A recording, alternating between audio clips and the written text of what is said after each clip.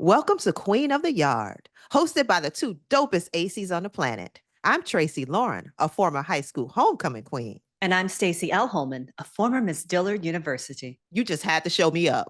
Well, Tracee, your high school crown is cute, but this podcast is all about the HBCU campus queens, the drama, the magic, and the mission to reign the yard by any means necessary. Well, all right then, let's get into it.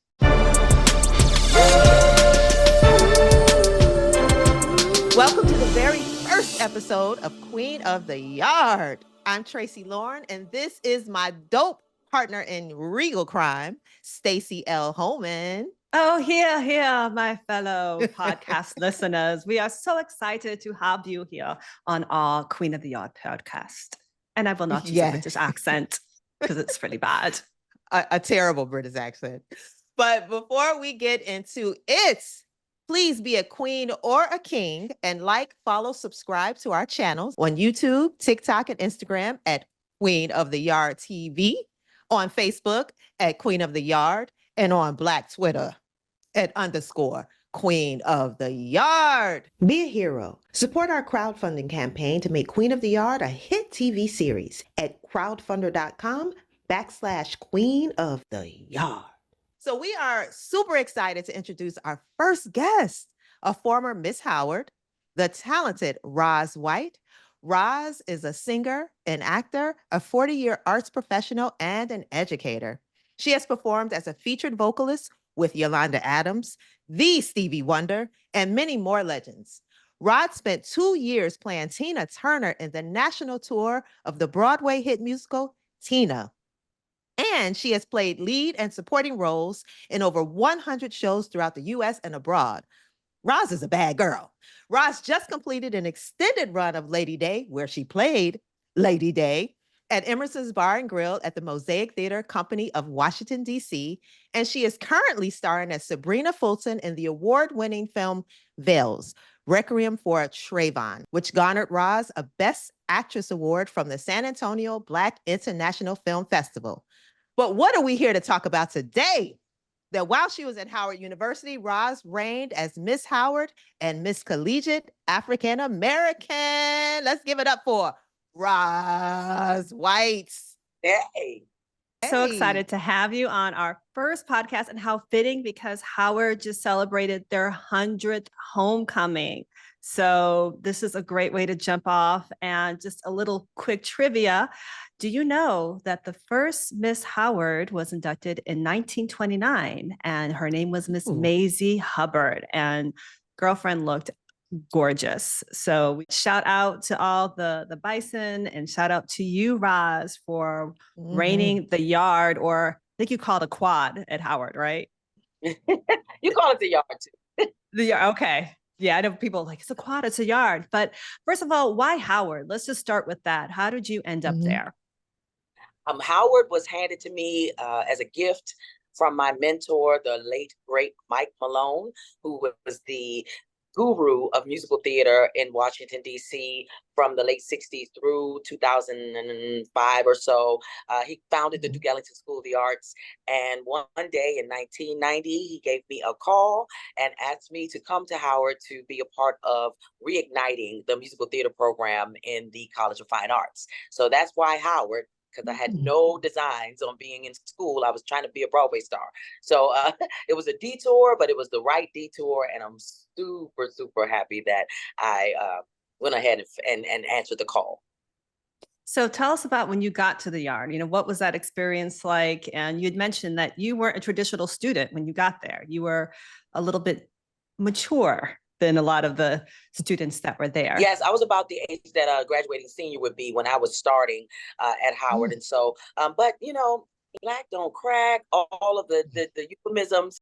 I don't think I ever have looked my age. So I kind of just, and also I saw so many of my friends when I got to campus, because I'm from Washington, D.C., and I'm a D.C. performing artist. So there were many young men and women in the Department of Theater Arts that had gone to Duke Ellington School of the Arts that were from D.C. as well. And so I felt at home. I felt like I finally found home, like I wasn't out of place.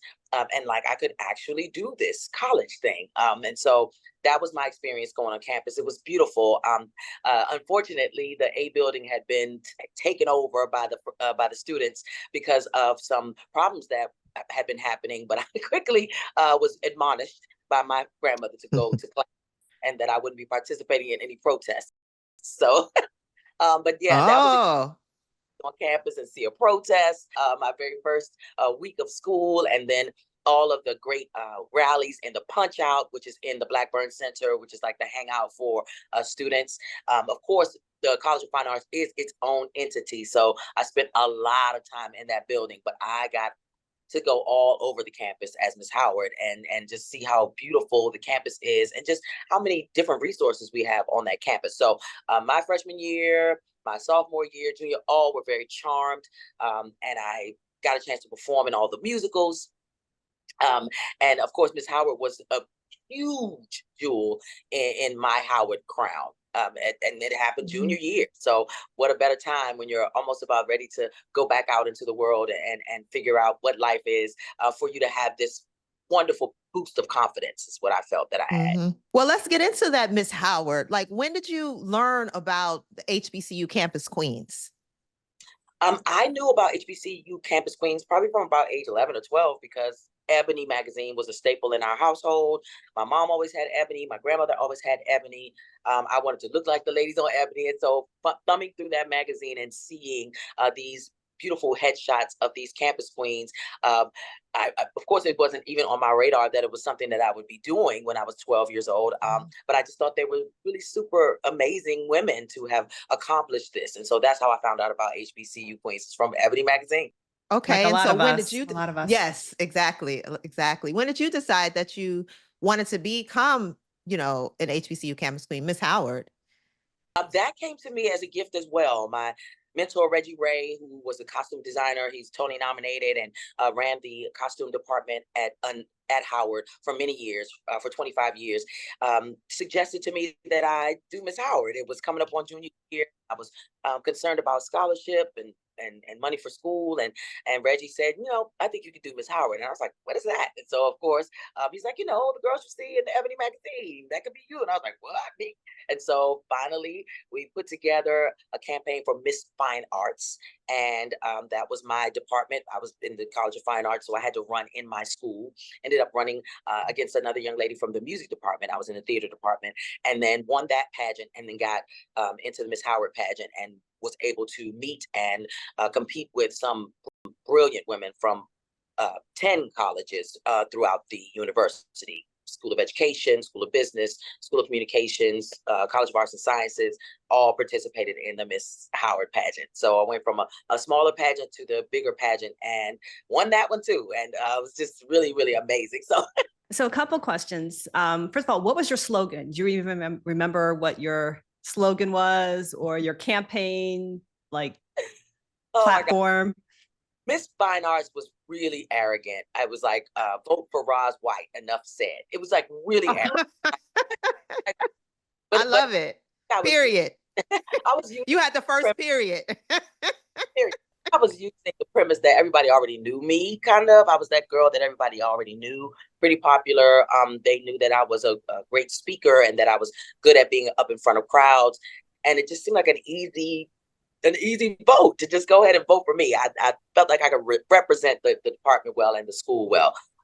For Miss Howard, I didn't have a slogan, but I did answer the question in a way that was very unique, that singled me out. The question was, which African queen would you be if you could, and why? And I named about 5 and gave their attributes, and then went into some kind of lyrics from Shaka Khan, I'm every woman. It was, listen, I had a big head. I was like 21 years old. And it's just, I don't know. I just used everything that I had from the performing arts and put it into those pageants, and it worked for me. I'm really happy. What was your family's reaction and response to this, particularly your grandmother? Sure. My grandmother is old school, born in the 30s, and experienced a lot of colorism, a lot of racism growing up, and she felt that I might not win because of my darker skin tone, and she was quick to tell me, just be prepared that they may not pick you because that's grandma speak. They may not pick you because of your color. And I understood that I went to Howard University, where a lot of Alpha Chapter Greek organizations are, and that there was colorism through the early years, and not all, because the world is the world, but much of that has been turned upside down, and we've had beautiful queens of every hue that have been able to grace that stage and represent Howard University. So it was a good feeling of pride to be able to say, Grandma, I won anyway. You know what I mean? It had nothing to do with that. Like, they celebrated my melanin at that moment. So that was really wonderful. What kind of doubts, but with her saying that to you, what kind of doubts did you take into the competition with you because of that colorism? I don't know that I took any doubts. Like I said, I was pretty big-headed. I was pretty confident. I would not have done it if I didn't think that I could do very well. So I used my grandmother's words as fuel to just make me that much more on top of my game. My speaking had to be on top of it. My talent had to be on top of it. Mm-hmm. My dress had to be right. Everything had to be well put together, and it looked like it worked. Was there ever any moment in the competition, I guess I would say, when did you think, you know what, I'm about to take this? I think it was the question. Definitely was the question. I was a little nervous because Debbie Allen was the host of the pageant at the time. And so a lot of the young women who were in the pageant thought it was kind of unfair that a performing artist is now hosting, and then we got a performing artist in the competition. However, each woman had to be on her game in a different way. And so the voting is not done by the host. The voting is done by that panel. And they're judging based on those points that they give you by that question, that talent, and all of that, and the evening gown. And so for the first maybe week, I was like, wow, what is this really about? Am I really what it takes? And I quickly learned that I had to make it what it was. Like, I was able to create it. So when I went in with the confidence, when I went in talking about underserved communities, and talking about how kids need the arts in schools, and talking about how it saved my life and changed my life, I realized that me just being real was going to nail it for me. Me being myself, not trying to create a pageant persona or anything like that, just being Roz. Her vivacious, bold, outspoken, articulate self was going to be what was going to clinch it for me. And so I think around the opening number, when I was doing the dance number, when the reaction of the crowd, I was like, I think they might be cheering for me. And this is a dance number with the whole group, or because you did a song, correct? What was your talent? My talent was a song. We had an opening number with all of the young women, but my song was A Dream with Your Name on It. It was a Jennifer Holliday song. I have a huge history with Dream Girls. I've done over 10 companies of Dream Girls throughout my career, 2 national tours, and played both Laurel and Effie. So Jennifer Holliday was always one of my favorite singers, and I chose a song that she had put out during that time called A Dream with Your Name on It. And it was a very inspirational song, talking about, just holding on to what that, is right for you, so that you can pursue those dreams, and just keep believing and that's the lyric, until that dream with your name on it comes true. And it's just one of those songs that's just like, the 90s was so good for inspirational songs. We had Regina Bell and Anita Baker, and we had Jennifer Holliday. We had so many great singers, and I'm a singer, and so I was like, yep, that's the song, and that was the song. So yeah, it was good. So a lot of HBCUs, you run in your junior year so that you reign throughout your senior year. But Howard's very unique because you can actually be Miss Howard in your junior year. So you are competing in your sophomore year to be Miss Arts, correct?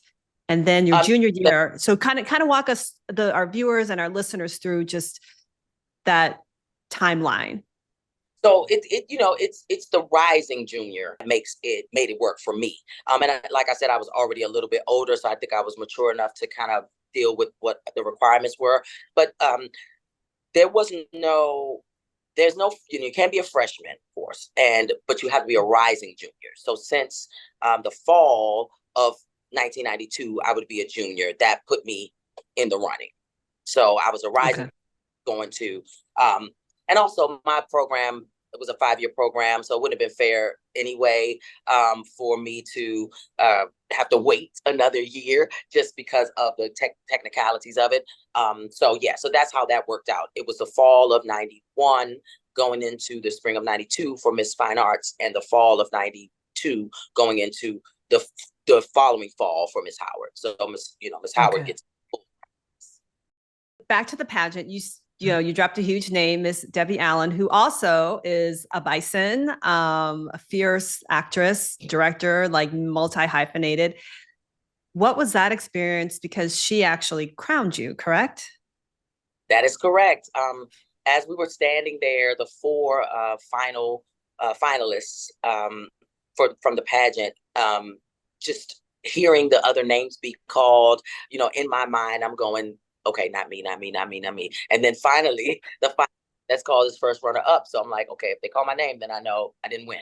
But I didn't hear my name. So I was like, oh my God. And then here comes Debbie Allen with the crown and the flowers. And she was beaming. And my mentor, Mike Malone, who basically discovered Debbie Allen, was beaming from, ear to ear as well. And it just was a moment that you can never forget. And so that was surreal. Everything kind of went into slow motion, and I just never forgot. And we got these beautiful, beautiful images that live forever. And then I got to, while I was doing Tina, so I meant to say, I played Tina's mother. I appreciate the compliment, but I was mother. I'm a little bit of a woman of a certain age, so my Tina days are behind me. But I played mama, and so when I got the role, I knew that we were going to be going to LA, and that Debbie Allen does come to shows at the ages. And so she came to the show because one of our young actors, our youth actors who played one of my young daughters, is in her dance company. And so she brought a big group of kids to the show. And then after the show, took pictures, and I was able to show her the picture of us at Miss Howard. And she was like, it's a great video, great reaction, like full circle moment. Yeah, couldn't have asked for more.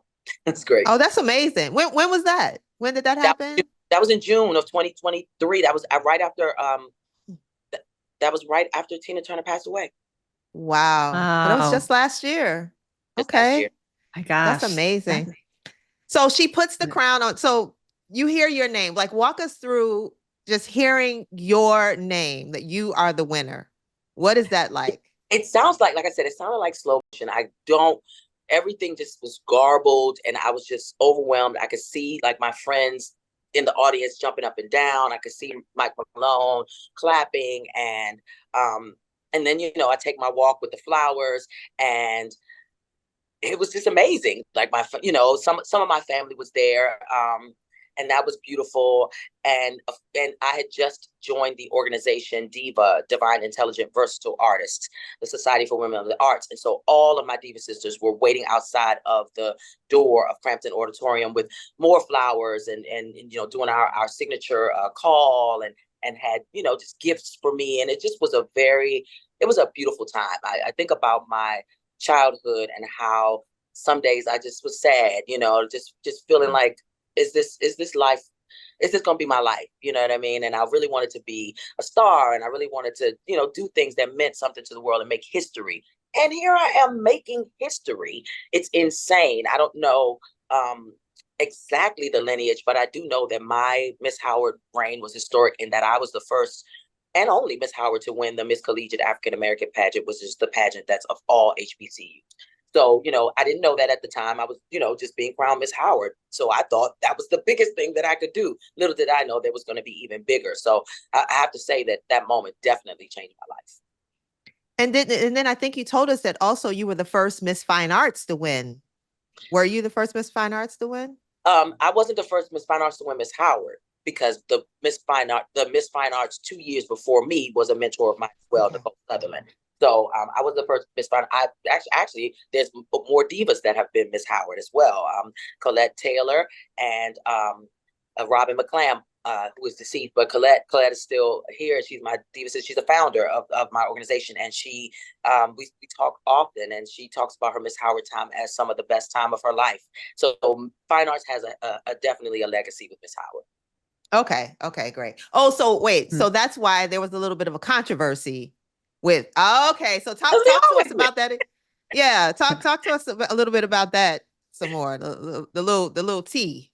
Well, and there's multiple kinds of tea, because there's the Greek. I'm not Greek, so what am I doing? participating in this kind of a thing that was usually reserved for the Greeks. And so that there was that. Diva was born out of that because we needed an organization for fine arts female students that could give us a similar experience to pledging a Greek organization without some of the other things that involve, and with the special component of a creative initiation process that encompasses what we do: singing, dancing, acting, writing, those kinds of things. And so Miss Fine Arts is well-rounded. It's just hard. Like, we do everything. And so coming into that pageant, there is a little bit of scrutiny because a pageant is presentational. And so, of course, the people that are trained in presentation are going to excel in that unless you get coaches. And we did have some great coaches during the time. We had some really, really great coaches back then that would come from former pageants and would come from other departments and from the community to help. The Miss Howard pageant was a huge thing in Washington, D.C. Miss Howard was a status symbol. She's at gatherings and she goes, and I had to ride on a float with the mayor and, you know, things like that. And so she's a community figure as well, not just for the campus, but for Washington, D.C. She represents the city as well. And so that was a huge undertaking. So the T in that being, she's not Greek, she's not connected financially to the huge things that would get her the sponsorship. She's not a party girl. She's not that kind of popular. She's the popular of being on stage and being in the shows, but not the popular of, oh yeah, everybody knows. No, she's not, you know, Miss Fine Arts is not that girl. We got rehearsal all the time. I barely could go to homecoming the first 10 years of you know, having been a former Miss Howard. I missed homecoming because I was working, because, you know, theater is usually booming in the fall and the spring. You know, summertime is really kind of the dormant time for theater. So every time the pageant was going on and every time homecoming came, I was working. So I didn't get a chance to participate. So that was definitely, we were kind of removed. Fine arts was, you know, removed from the rest of the campus. And everybody, the yard faces the College of Fine Arts. And so coming into that room with all of the other women, there was definitely some side eye. There was some, oh, she's gonna, you know, try to sing and act her way through this. She's not gonna have the intelligence, the intellect to carry through the question, and maybe she won't have the poise for the evening gown. But it turned out that my training set me up for greatness. So and also the great thing about it as well for me is that I am the anti-pageant girl. So I was able to really make friends and connections with some of those young women as opposed to them feeling like rivals. And I guess it kind of is disarming when someone is a friendly competitor. I want everybody to win. Everybody can, but I want everybody to at least feel accomplished. And so that, I think that broke the ice, and I didn't get as much flack from that first week to the final week. There was a shift. It was like, okay, may the best woman win. But the beginning was very much like, oh, Fine Arts. So they were trying to I was gonna say, so they were trying to get you to, they were complaining about the fact that you were Miss Fine Arts and trying to like get you to not, maybe unofficially, to not be in this competition. Well, you know, the only person that can make you not be in the competition is you or your grades. So, you know, they can't force you out.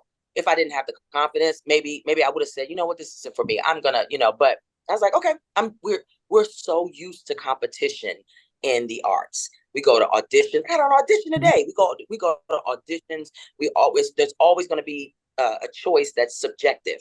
The people that are making the choices are always going to make the choice for a reason that you might not have any control over. And so the naysaying and the little side-eyeing went away very quickly. It didn't last because I proved that I had what it took. Maybe if I had not been good, they probably would have really been like, oh, why is she even trying to do this? But once they heard me speak, once they heard, you know, once they saw everything, they were just like, oh, we've got a competitor here. So let's get up on our games. So, and that's exactly, I remember the four in the top. I remember the top four more so than the other women in the competition. My first runner-up, Tara Winder, was from School of Communications, and I don't remember her name right off, but she was from School of Education, was the second runner-up. The three of us. third runner up. Yeah, see, I thought I remember, but I don't. So, it kind of isolates you in a way that you are so laser focused that, you can't really, as a matter of fact, one of my quotes from the campaign from Howard was, obstacles are what you see when you take your eyes off your goal.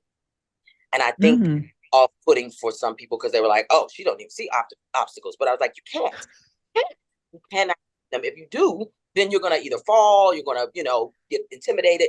So you can't see them. You have to just kind of move. And so that was really my motivation. And also having the support of my fine arts family. They wrote for me. They made sure that nobody said anything derogatory. They, and I don't know. I feel like it was just meant to be. I feel like it was just meant to be because much of the negativity went away as soon as the pudding was proved. To say that You shut them down. I'm gonna take a quick break, and then Stacey has a question after. But I'm gonna just take a quick break for y'all to remember to be a queen or a king. Like, follow, subscribe to our channels on YouTube, TikTok, and Instagram at Queen of the Yard TV. On Facebook at Queen of the Yard, and on Black Twitter at _Queen of the Yard. All right, Stacey, what you got? So two questions. Talk us, how long was the pageant? You said 2 weeks. So what are you doing in that 2 weeks? Are you just walk us through the 2 weeks, and then I have a follow-up about just the sponsorship as well. Sure. Okay. So for the first week, we are learning that opening number, and we are learning our walk. And so we had a wonderful walking coach, and she is no longer with us. Her name was, I want to say, Jonesca. It was a very unique name. And she came in, Joanna was her name. And she came in and she immediately, wanted us to understand what posture was, and not just for walking, but for life, what your posture should be as a queen. And so that was very, that stuck out to me. And we made eye contact immediately. And she didn't know me, and I didn't know her yet. I didn't know that she was a singer with a gospel group. I didn't know that. I found that out later. But I just thought there was something really special about this lady. And so I paid attention. I was first one at rehearsal every day, making sure that I got with her for little private walking coaching. Didn't walk great in heels, still kind of don't, but learned do it well for the for the job.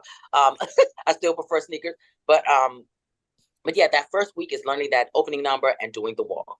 And then that second week is rehearsing everything. First week you spend in orientation, there's etiquette classes, and because there's a huge dinner and things like that, so knowing, of course, which utensils to use and things like that, that got me interested in sharing that with other young women that may be in high school or middle school. I just thought that was really cool to give etiquette classes to young women. And then there was a number of coaching sessions for the questions. We would sit on a panel, and they would throw these questions at us, and we would have to answer the question without a prompt, without having rehearsed. That was amazing. I love that. So yeah, that's the second half of the week is really intense with the rehearsals, the questions, and then we start to see them building the set, and we're rehearsing on the set. There's a huge dress rehearsal and a technical rehearsal that take place the day before. And then we show up about maybe 10 o'clock in the morning on the day of, and you're there all day, either in hair, makeup, wardrobe, running through things, making sure that everybody is where they need to be, making sure your family has their tickets. All of those things come into play during those last final days. So yes, it's almost like a production rehearsal, but truncated into 2 weeks. So this is not the second question I wanted to ask, but how many people said Cleopatra as the African queen? That's a good question. Because I think that's all I'd be like, Cleopatra? I'm like, Cleopatra. Nefertiti, then Cleopatra. So I think that my memory probably also helped me a great deal, because these women were naming queens, and I was like, noted. I got that question in the rehearsal process. I got some other question. So, but for the pageant, I got that question. So none of those other Oh. women got that question in the pageant. So I was able to take the names that they named and give my own explanation for Ah, right. nice, nice. The one big question is money, sponsorship. I mean, you and I know it is not cheap to run for anything. Um, we don't have PACs. We don't have a lot of that. So just kind of talk us through, how did you said you didn't have the sponsorship, how are you financing your campaign? You mentioned a Cinderella A story. lot of things were donated to me. I had a very charmed experience. A lot of things were donated to me. My first gown for the Miss Fine Arts pageant was donated to me, and then the gown for Miss Howard, I got a huge discount and a donation from a gown shop in Georgetown, because that's where I went to high school. So I'm walking around in Georgetown and I'm speaking, to different dress shops, and I go in and I tell this one lady what it is I'm doing. She goes, "Oh, yeah, just the thing." And she, comes out with the gown, and I asked her how much it would cost. She said, "We'll worry about that later."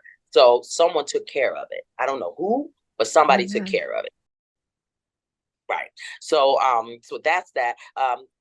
Thank goodness I survived without having to put out a bunch of ads and things like that. Because sometimes there's like this huge program booklet, and each contestant will do that. At the time when we were doing our pageant and Miss Howard, they felt like that wasn't fair. They felt like that was a popularity contest. So we didn't have to do that. Thank goodness. It was strictly based on the actual pageant itself. Your talent, your question, your evening gown, and yeah, so I didn't necessarily have to raise a whole lot of money. I did have to get my gown and everything that comes with it. I did have to make sure I had arts. So there's a huge costume shop downstairs, and there's people that do makeup, and there's people that do hair that are at my disposal, because I'm in relationship with people that are professional in the business. So things that I would have had to try to figure out or pay an exorbitant amount for were basically given to me. And so it definitely Cinderella story. They're just like, "Come here, girl, we got you. Let's do this hair, let's do this, let's do that," and made it a thing. And I remember one of the first headshots that I took as Miss Howard. It was very, professionally produced headshot, and and that parlayed into the Miss Collegiate African American pageant, where same thing, got a $200 dress from a little Indian store in PG County. Hair wasn't done, pulled back into a bun. And by the time I got down to Orlando for the pageant, people were coming to me saying, "How can we help you?" I think the humility, I think being a friendly competitor, I think making sure that I did my prayer. When I stepped off of the plane and went into this group, because it was now 50 women, I'm Miss Howard representing with 49 other women. My prayer was, please let me be gracious if I do not win this. Don't let me be angry, bitter. Don't let it show on my face. Don't let me, be mean to the other women, or take it personally, or be downtrodden. And that was my prayer. Not, "Lord, please let me win." Not none of that. It was like, if I don't win, please let me handle it with grace. And calling my grandmother to tell her that I won that pageant was like, because from Miss Howard, and that was rough too, because getting sponsorship to go to Miss Collegiate wasn't as forthcoming, because there had not been a Miss Howard that had won, and for a couple of years we didn't even go. And so for me going, I was the first to go in such a long time, and then to actually take it, that was like huge. And so coming back from that pageant, there was a huge celebration with at the time Al Freeman Jr. was one of my professors at Howard. And so there was a huge ceremony where all of my teachers were there, and there was a parade, and there was African dancers. I really felt seen, and I felt so yeah, it was a hard fought battle, just from my childhood, coming up and thinking that maybe that's not for me, or maybe I'm not good enough, to yes I am, I'm going to do this, to doing it, and then topping even my own expectations. So huge accomplishment. Ooh, well, so you said a lot there. First, I'm gonna say I need to take up for some of your competitors, Miss Howard, because you did have a little edge being in the fine arts. I'm not mad at you. Use everything that you have at your disposal. I am not mad. But so you went from So in the Miss Fine Arts pageant, you had to defeat how many people? How many people Just were you one. up against? Yeah, there were just 2 competitors in Miss Fine Arts, and then there was 10 in Miss. Okay. But then I think you told us that the department had to figure out who was going to run. So there was Miss Communications, there was Miss this, there was Miss that. How did it get down to the 2 people in Miss Fine Arts So instead of Fine Arts is only music, art, dance, and theater. Those are the that's got you. Those, yeah. So we didn't have a dance major that was running. We didn't have a visual arts major that was running. We only had music that was running. Got you. Yeah, so that it was literally the interest that year wasn't big enough, because sometimes there would be 3 and 4 women from the same school. For instance, 3 women from the music department may want to run. 3 women from the theater department may want to run. I didn't have to run against anybody in my department, and I only had to run against one person in another department. So it was very small competition, which kind of made it intense, because it was either or. What, who do you want to represent? And so you guys, so this was talent based, like the whole decision is talent based. Okay. We did have a question. We did have a question. You had a question. You did your talent and you had a question, and that's the whole of the competition for Miss. Okay, for Miss Fine Arts, and then you go on. You win Miss Fine Arts. You stomp out that one person, and then you go on to Miss Howard. Now, how many competitors did you have in Miss Howard? That was 10. So you go from 1 to 10. You stomp out those other 9 folk. Then you go on to Miss Collegiate African American, and you up against 49 other women. Yes. Okay, and then you stomped out those 49 women. And then who was the celebrity that asked you the first question and that crowned you, I think? Each contestant will draw a name, and that judge will ask a question that has been written specifically for that contestant. Each contestant will have 30 seconds to respond. We'll begin with Miss Howard University, Roz White.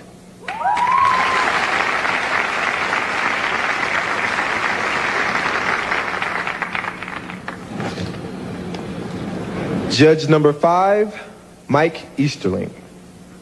There's an old saying that God doesn't close the door unless he opens up a window. How does this saying apply to the struggle of African American people? Obstacles are what you see when you take your eyes off your goal. This saying means to me that there is no adversity, no power, and no force that can stop one who has his faith set in God.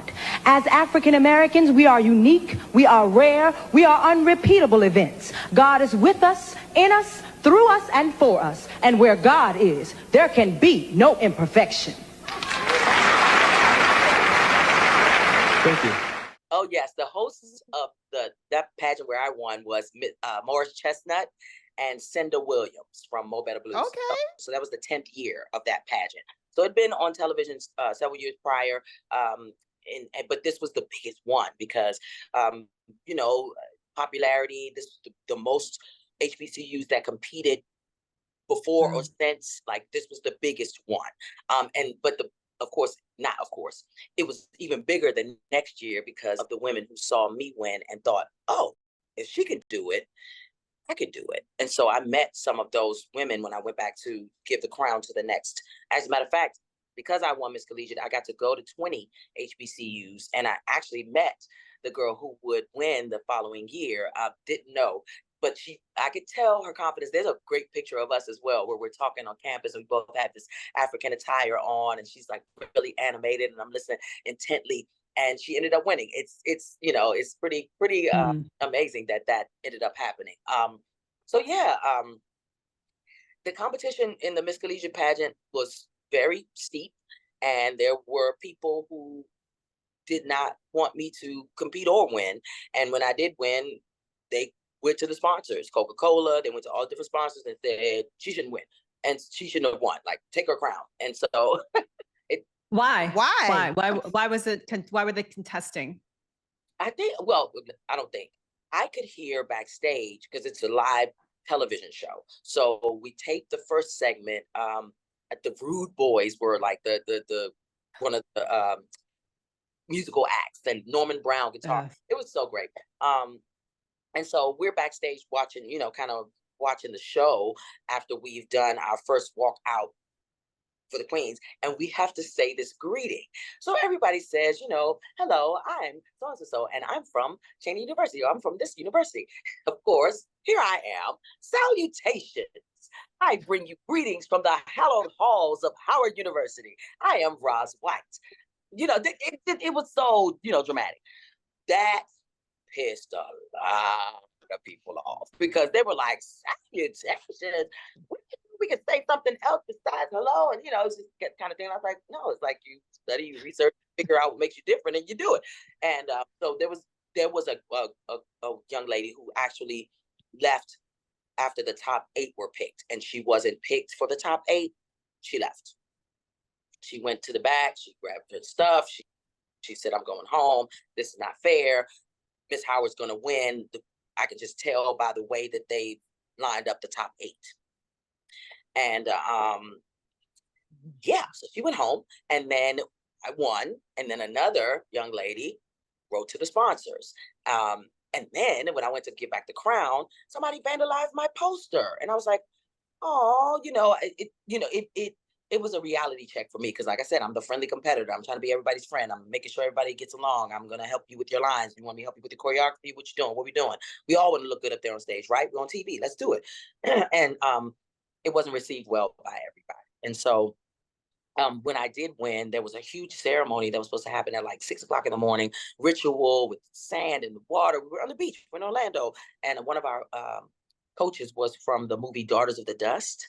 And so she was, amazing, African aficionado. I mean, she just knew so much, and she was very knowledgeable. And, we were all white and come down, and they were all supposed to kind of, do the traditional thing of saying, congratulations, and we support you. We are part of your court now.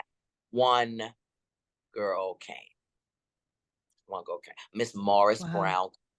I don't remember her name, but I remember her school because she was very kind to me. And she was like, that wasn't right for them not to come. And she said, I heard them talking. She was like, we're not going to that, kind of thing. And it was like, oh, so yeah, thinking that you have the support and then finding out that you kind of don't is what made that my last.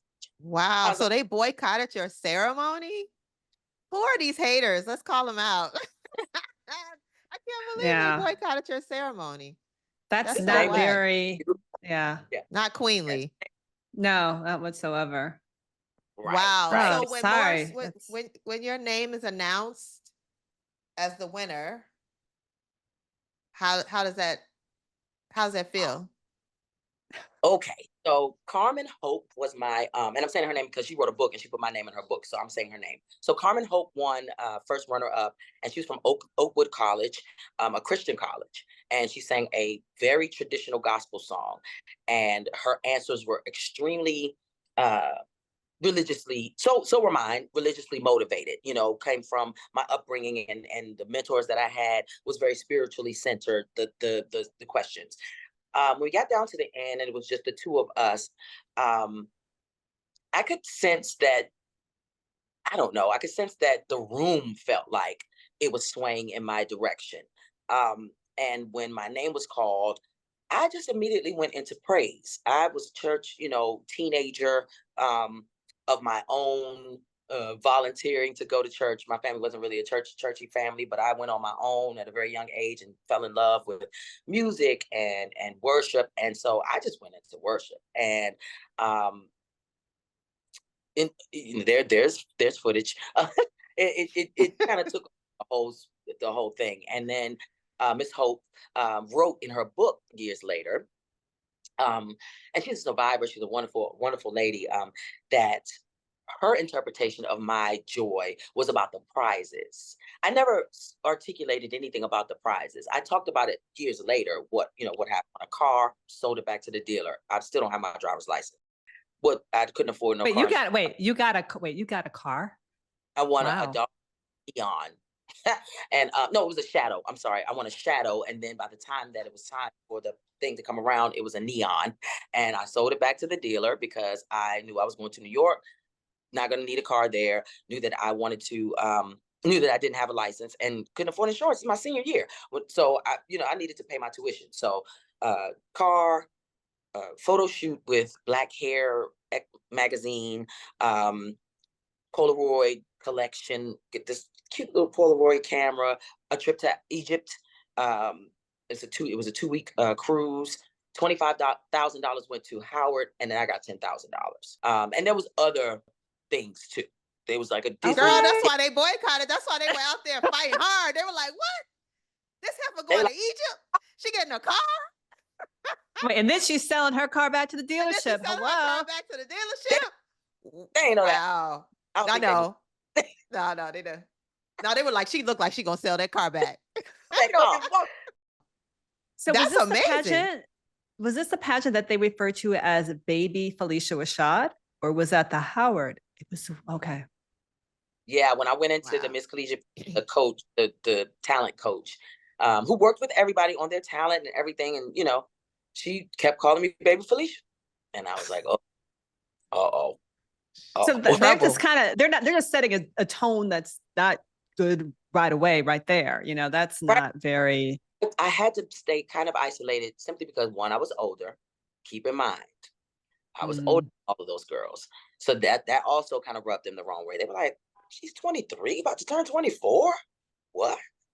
She a grandma. Exactly. What grandma doing up there winning this crown?" the opening number when I returned the crown, they depicted me as a mother. It was a beautiful scene with a lovely young girl. She's probably 8 or 9. I'm 24, about to turn 25. I have a 9-year-old, and she's like, "Mother, what will I be when I grow up?" And they wrote me this lovely Disney song. And so at the time, I was like, "Okay, this is cool, but why am I a mom?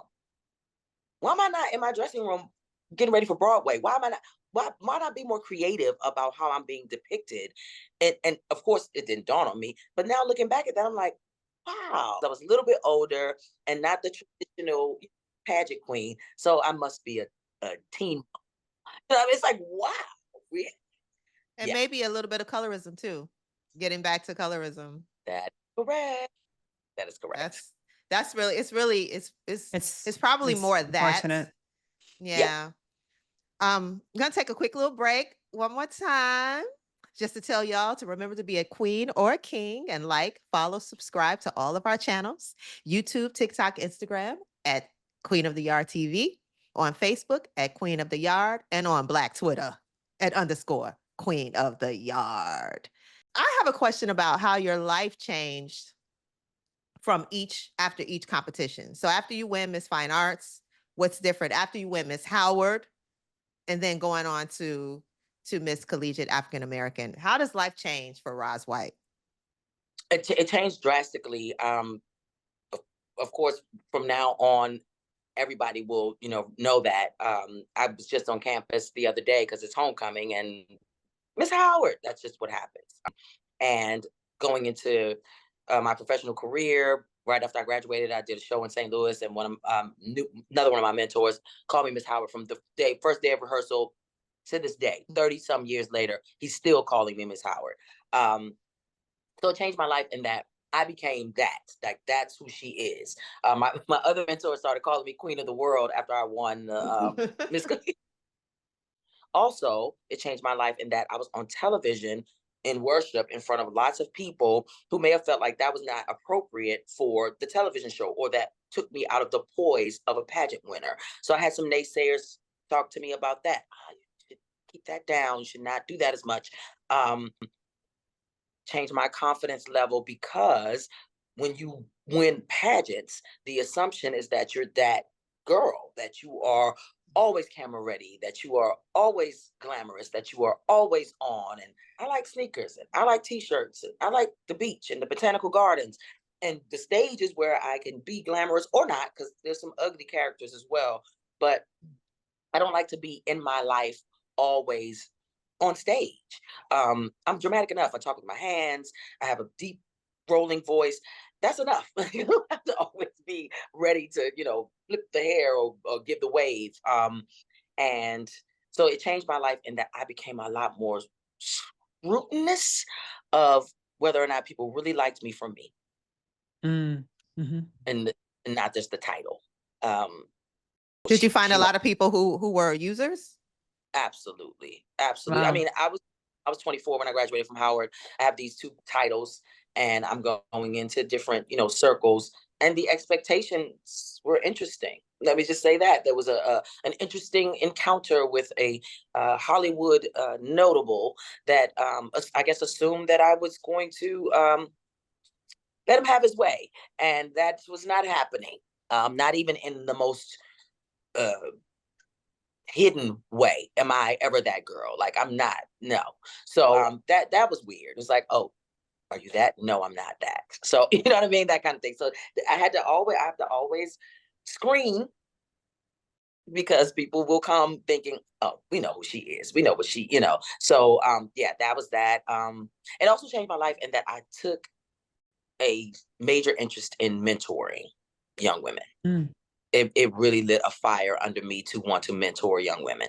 And I've been doing that since the Miss Howard pageant. I have been pouring into young women's lives. I got an opportunity to hang out with Miss Howard from 2022 when I was doing Tina.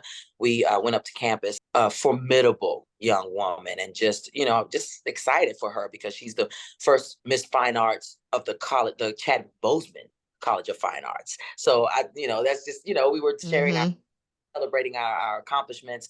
Yeah, my life changed in so many ways. And it's still, Miss Howard still affects my life. Look at us. I graduated from college 30 years ago this year, and we are talking about Miss Howard. So it still affects my life. Absolutely. That's amazing. Like I didn't even think about the user part aspect of it, or people just being your friend or whatever, getting close to you because of the title. That had never even entered my mind that was a thing. And loneliness too, and that people Mhm. assume that you have a boyfriend, that you have people always, after you or clamoring for you. So nobody calls, nobody is, everybody's intimidated. That's when I first started hearing the word intimidating about myself after I won Miss Howard. I never heard that word about myself before that. Even with being in fine arts, even having gone on tour and done Dreamgirls before I got to Howard. When I won Miss Howard, that's when I started hearing that term in reference to myself. Well, you're intimidating. What am I, the hawk? Intimidating? What does that mean? So and never stood down from still wanting to, because the women that I admired, like Susan Taylor, who I got to meet as a result of winning Miss Howard at this beautiful woman to woman conference that happened, she never stood down from being articulate and being poised and elegant. So the women that I aspire to have a similar trajectory as, they didn't care about being intimidating. And I didn't feel like they were intimidating. I felt like they were just brilliant and beautiful. I get it. Some people like sunflowers, some people like a Venus flytrap. I get that. They're both, to me, beautiful, but they have their own unique qualities. Some people like cactus, so it's just, but they're still plants, they're still living things, and we still should love, so I just feel that way about us as well. Like, in these circumstances where we are thrown into competition, Vanessa Williams is a huge hero of mine, in that she was able to turn around some of the most seemingly insurmountable circumstances and still become the icon that we know her as today. That's who I was looking at. I wasn't looking at, anybody that was giving up, or looking at anybody that was saying, oh, I'm intimidated, let me tone it down. I always listened to the ones that said, turn it up. Oh, they don't like it? Oh, okay. That means you're doing something right. That means you're doing something right. So people were giving you titles other than Miss Howard. Very interesting. Yeah. But thing was a negative connotation in some ways, in that I knew what I wanted. I knew who I was. I knew what I wasn't going to do. I wanted to be a recording artist at that time. And so I had some meetings with some record labels, and they showed me some pictures of some people and said, are you willing to do this? And I said, no. And they said, well, you'll probably make it eventually, but you're not what we're really looking for right now. Great. And I walked out of Def Jam with my head high, and I had a different trajectory for my career. Had I been a recording artist, I would imagine I probably would have definitely gotten out of the business by now. Just seeing how many young women are just objectified, don't get to really express who they are. If a song can be so sexually explicit. And you know what I mean? In a world where we're still saying no means no. The duality of that, just, I was like, wow. So theater and acting is a world where I can create stories and tell these stories of other people's truths without it getting on me, if you will. Being a, so Miss Howard definitely gave me the confidence that I didn't feel like I had to acquiesce to anybody's demands of what it meant to make it. I didn't have to do a casting couch. I didn't have to do any of that because I was accomplished. It meant that I was accomplished. And coming from Southeast Washington, D.C. was something that wasn't preached to me. Get a government job, be a teacher, be a lawyer. If you can, be a doctor, that kind of thing.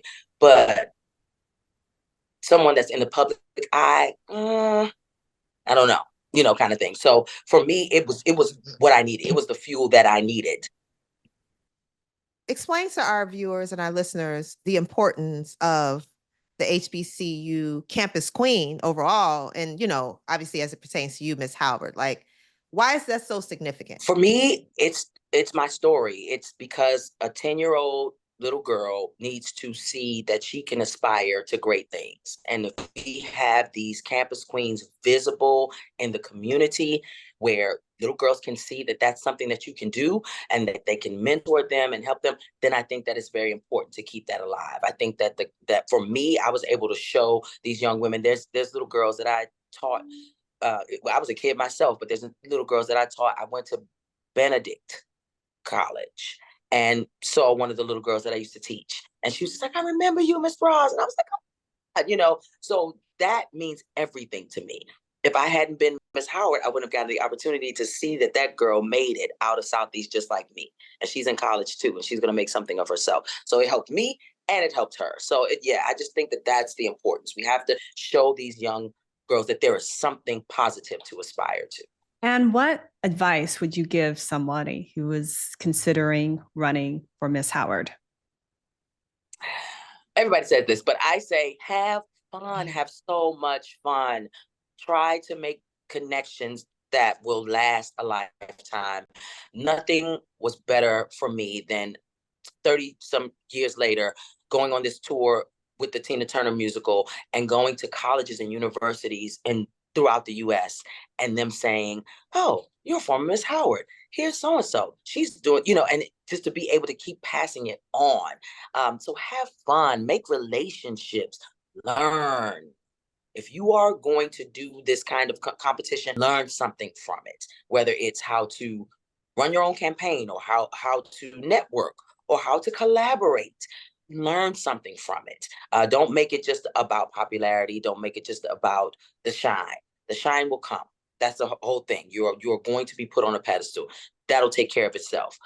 Concentrate on learning something, having fun, and being a great collaborator of something that is going to make history and be preserved for generations to come.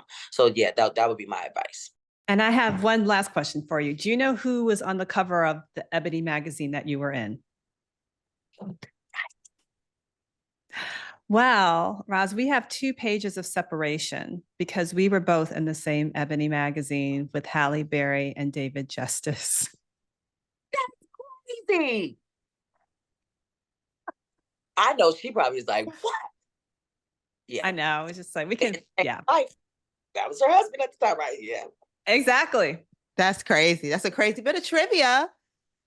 What did your family think about you? You open up, you see yourself in Ebony magazine, and what was that like on the block? It's so interesting. My family has always been. They don't express their pride in the same way. I will never see it, but I will hear about it from other people. So I'll talk to people and they'll go, your aunt, that's all she talks about is her niece Roz. And your grandmother called me to tell me, did you see my granddaughter? So. So I never heard it, but everybody around me heard plenty. So yeah, that's how my family reacts pretty much to everything. They talk about it to everybody else, but then they go, oh yeah, Roz is doing that thing. That's what she is.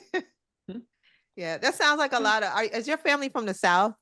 Yes. Yes, yes. That's a very.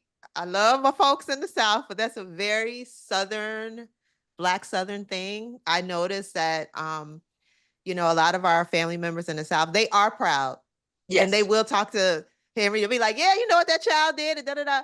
But like, it's this should be studied. But there's something about like telling a person to their face and actually saying like, just these amazing things that it's just very difficult for a lot of our family members. And I noticed it particularly from the South. I have a lot of family members in the South, and I know they love me and they support me and they support everything I do. But I noticed that I always hear about it, sometimes from other people. And I'm like, it's a Southern thing. And I'm sure it's rooted in our history, to be quite honest, just what we went through, right? And having to really kind of suppress a lot of things. And I'm sure that it's rooted in that, because it's not for lack of love, because the No. love is there. The love is definitely there, but I'm not surprised that you're saying that. That's just, you want to stay humble. You want to stay humble. That's what it is. Blow her head up. Don't make her feel, yeah. Mhm. Ain't trying to get you all up bloated up there, because it's also about, the letdown, and not wanting you to feel some kind of way when maybe the letdown comes. So it's like, yeah, we're gonna keep you humble. Grandma gonna keep you humble. You know what I Right. mean? Your aunties, them gonna keep you humble, just in Mhm. case the world is not so nice. Yes. So yeah, I get that whole thing. So tell us what's next for Miss Roz White. What are you up to right now? Well, right now I'm in New York City, about to go to a callback audition for an off-Broadway show. So wish me luck. Yes. I am putting together a tribute to one of my other mentors who passed away during COVID. And so I'm working on that. I'm doing scene work with some of my amazingly talented director friends that are in a directing intensive. So I'm going to be doing some scene work with them. Just lots of little juicy things that, make me happy. Like I said, I just sang at this fabulous mansion for my alma mater, Duke Ellington School of the Arts. So there'll be lots of singing engagements coming up. The holidays are coming. So those kinds of engagements will be coming, as well as whatever the next big theater gig is, because that's coming too, because it always does, every few months or so, some regional theater or a tour or something, happens. And then I have, silence all of my other small fires so that I can go do the big fire. So, we just keep rolling. We're excited. I got my master's, so I'm going to be doing a lot more workshops and master classes and things like that. So just excited to expand. And you also And taught at Duke Ellington for about 15 years or so, right? Oh yeah. No, I was just saying, performing last night, I got to see a lot of alum and faculty and nice. people from the Arts Schools Network. So that was great. Just to be able to see that there's a whole network for art schools, because we were such a unicorn. Duke Ellington was, when I came in 1984. The school had only been around less than 10 years when I came in. So Wow. now we're celebrating 50 years of Duke Ellington School of the Arts. So it's pretty big. And how can people keep up with you? Or what social media platforms are you on? I am Roz White Sings on Instagram, which should get you to everything else. Roz, Facebook, it's C Roz White, as SEE. Yeah, you can find me there most times. I'm pretty old school. I don't tweet. Every now and then somebody. I don't either. It's fine. I'm sometimes allergic to social media. Tracee is a social media maven. You'll find me on those reels practically every day, because I love pictures. It might be flowers, it might be a caterpillar, it might be me. But I'm always like sharing the joy of life. That's just a part of what keeps me hopeful and happy and upbeat. And yeah, because we need it. So I would like to end by allowing you just to tell us one wild story or one of the most memorable experiences, period. Just something that is memorable that happened in life that you might want to share. It's so many. Are you kidding me? Yeesh. I mean, getting Tina was pretty memorable, but wow, what if I've done so. Okay. Stevie Wonder. Since you mentioned that in my bio, meeting Stevie Wonder. Met him at Duke Ellington School of the Arts. Had a chance to sing several Stevie Wonder songs. Oh my gosh, in front of Stevie Wonder. Are you kidding me? But he tricked me. He came up to me after the performance and he was shaking my hand. And I'm nervous because it's Stevie Wonder. So I'm shaking his hand, but I'm talking like this. And he goes, "Oh, you can look up."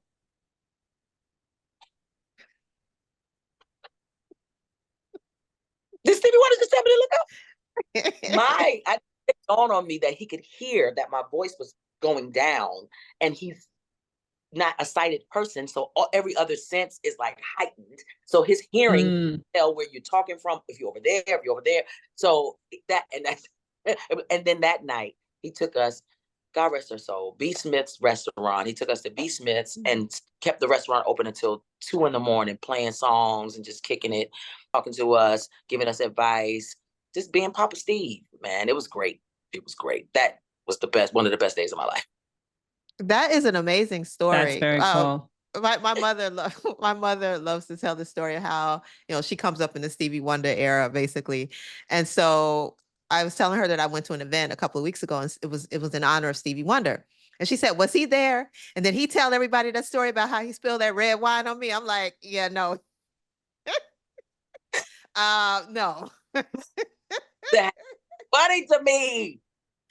Yeah, they were teenagers because, he started as a teenager and they were young when she was hanging out in some like club or whatever, one of those, like, little joints. Mm-hmm. And she was close to the stage and he spilled red wine on her. She loves to tell that story. Yes. And he probably remembers too. That's the funny thing about it. He probably does. One day I'll ask. I have a friend who's like friendly with him. I'm gonna ask her to ask him. Yeah. But Roz, it's been such a pleasure. Thank you so much for talking to us and being our first guest. We really appreciate you and so happy that you had such a lovely experience. And you didn't even tell us about the key to the city that you got. I think you got a key to the city or something. I got several.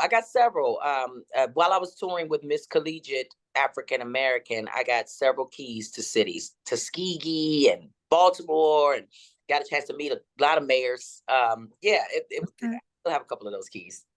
Oh, you just running around with all the keys. You got a key to my apartment. I don't think. Well, this has been the first episode of Queen of the Yard. Thank you for joining us. Don't forget to be a queen or a king. Like, follow, subscribe to our channels on YouTube, TikTok, and Instagram at Queen of the Yard TV, on Facebook at Queen of the Yard, and on Black Twitter at _Queen of the Yard. Be a hero. Support our crowdfunding campaign to make Queen of the Yard a hit TV series at crowdfunder.com/Queen of the Yard. We will see y'all next time. I'm Tracee Loran. Thank you. And I'm Stacey L. Holman.